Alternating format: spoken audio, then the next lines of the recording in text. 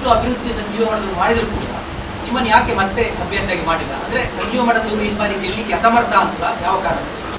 ಸಂಜೀವ ಮಠಂದರು 2013ರಲ್ಲಿ ನಿಲ್ಲಲಿಕ್ಕೆ ಏನು ಮಾನದಂಡವೋ 18ರಲ್ಲಿ ನಿಲ್ಲಲಿಕ್ಕೆ ಏನು ಮಾನದಂಡವೋ ಅದೇ ರೀತಿಯ ಮಾನದಂಡ 2023ರ ಚುನಾವಣೆಗೆ ಇದೆ. ಪಕ್ಷ ಒಂದು ತೀರ್ಮಾನ ತಗೊಳ್ತದೆ, ಬೇರೆ ಬೇರೆ ಕಾರಣಗಳಿಂದ ಪಕ್ಷ ಒಂದೊಂದು ತೀರ್ಮಾನ ತಗೊಳ್ತದೆ. ಅದಕ್ಕೆ ನಾವೆಲ್ಲರೂ ಬದ್ಧರಾಗಿ ನಾವು ಪಕ್ಷ ಏನು ತೀರ್ಮಾನ ತಗೊಳ್ತದ ಅದಕ್ಕೆ ಬದ್ಧರಾಗಿ ನಾವು ಕೆಲಸ ಮಾಡುವಂಥದ್ದು ಒಬ್ಬ ಶಿಸ್ತಿನ ಸಿಪಾಯಿಯಾಗಿ ಒಬ್ಬ ಕಾರ್ಯಕರ್ತರ ಅದು ಜವಾಬ್ದಾರಿ.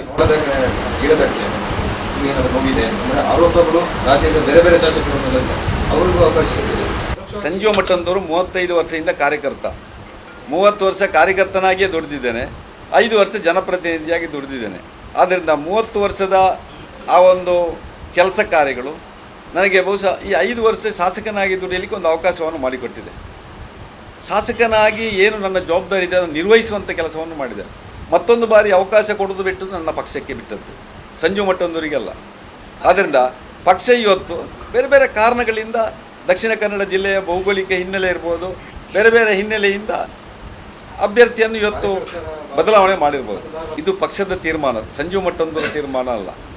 ಬೇರೆ ಬೇರೆ ಸಂದರ್ಭದಲ್ಲಿ ಬೇರೆ ಬೇರೆ ತೀರ್ಮಾನವನ್ನು ಪಕ್ಷ ತಗೊಳ್ತದೆ. ನಾವು ಹಿಂದುತ್ವದ ಆಧಾರದಲ್ಲಿ ಬಿಜೆಪಿಯನ್ನು ಅಧಿಕಾರಕ್ಕೆ ತಂದಿದ್ದೇವೆ, ಆದರೆ ಕಾರ್ಯಕರ್ತರ ಹಿಂದುತ್ವದ ಭಾವನೆಗೆ ಇಲ್ಲಿ ಸರ್ಕಾರ ಈ ಬಿಜೆಪಿ ಮನೆ ಹಾಕಲಿಲ್ಲ ಅಂತ ಆರೋಪ ಇದೆ ಸರ್.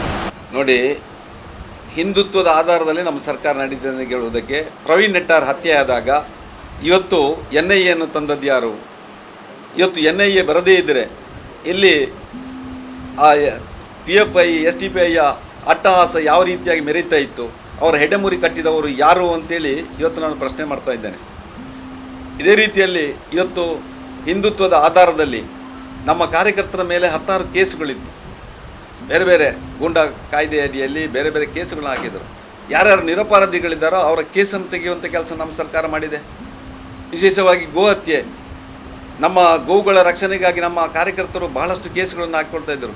5 ವರ್ಷದಲ್ಲಿ ಇದು ನಿಯಂತ್ರಣಕ್ಕೆ ತಂದಿದ್ದೇವೆ. 100ಕ್ಕೆ 100 ನಾವು ಇವತ್ತು ಆ ಹಿಂದುತ್ವಕ್ಕೆ ಒತ್ತು ಕೊಟ್ಟೆ ನಮ್ಮ ಸರ್ಕಾರ ಕೆಲಸ ಕಾರ್ಯಗಳನ್ನು ಮಾಡಿದೆ. ಹಿಂದೂ ಕಾರ್ಯಕರ್ತರಿಗೆ ರಕ್ಷಣೆ ಸಿಗ್ತಾ ಇಲ್ಲ ನೋಡಿ, ನಮ್ಮ ಸರ್ಕಾರ ಏನು ಮಾಡಿದೋ ಅದನ್ನು ಮಾತ್ರ ಹೇಳಲಿಕ್ಕೆ ಸಾಧ್ಯ. ಯಾರ್ಯಾರು ಆರೋಪ ಮಾಡ್ತಾರೆ ಅಂತೇಳಿ ನನಗೆ ಅದರ ಬಗ್ಗೆ ಮಾಹಿತಿ ಇಲ್ಲ. ಇವತ್ತು ಲವ್ ಜಿಹಾದನ್ನು ನಿಲ್ಲಿಸಬೇಕು ಅಂತೇಳಿ ಮತಾಂತರ ಕಾಯ್ದೆಯನ್ನು ಕರ್ನಾಟಕದಲ್ಲಿ ತಂದದ್ದು. ಅದರ ಮುಖಾಂತರ ಇವತ್ತು ನಿಯಂತ್ರಣಕ್ಕೆ ಬರ್ತಾ ಇದೆ. ಇವತ್ತಿಂದ ನಾಳೆಗೆ ಅದು ನಿಯಂತ್ರಣಕ್ಕೆ ಬರುವಂಥದ್ದಲ್ಲ. ಕ್ರಮೇಣವಾಗಿ ಬಹುಶಃ ಅದೆಲ್ಲ ನಿಯಂತ್ರಣಕ್ಕೆ ತರುವಂಥ ಕೆಲಸವನ್ನು ಇವತ್ತು ನಮ್ಮ ಸರ್ಕಾರ ಮಾಡ್ತಾ ಇದೆ. ಅದಕ್ಕೆ ಪೊಲೀಸ್ ಇಲಾಖೆ ಕೂಡ ಸಮರ್ಥವಾಗಿದೆ. ಸುದ್ದಿ ಚಾನಲ್, ಕ್ಷಣ ಕ್ಷಣದ ಸುದ್ದಿಗಾಗಿ.